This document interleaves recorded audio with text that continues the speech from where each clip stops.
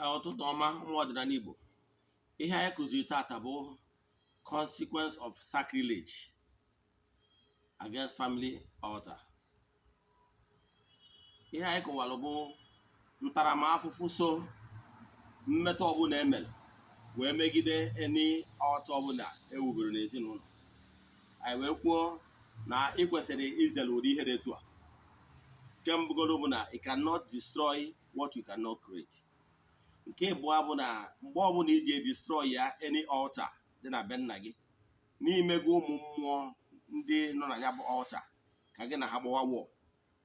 Wee gwa gị ị nwere ike win that war. Gwakwazie gị na altar ọbụla ewubelu nwere ụdị mma ihu na even Bible gwara gị na Bible wụ two-edged sword, mma ihu na abụ. It can make you or mar you. O nwere ike destroy gị, o nwere ike ibuli gị elu. Ọ ga-ebuli gị elu ma ọ bụrụ na idebe the positive angle, nkwekọrịta gị na ụmụ mmụọ kwekọrịtara mgbe e were ya bụ altar. Then ọ ga-edestroy gị mgbe ọbụla ị deviated.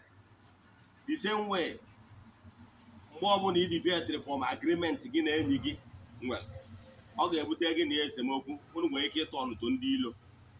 Etu a ka ọ ga-esi wee mekwa gị mgbe ọbụla iji deviate from agreement nna gị ha nwere on your behalf na family. And I can tell you, those nkwekọrịta nna gị ha kwekọrịtara wụ for good. Mana because of your ignorance, you will deviate from that agreement kwesịrị benefit gị. Gaa gụọ Hosea 4:6. Ọ sị, my people are suffering because of lack of ignorance, knowledge and vision.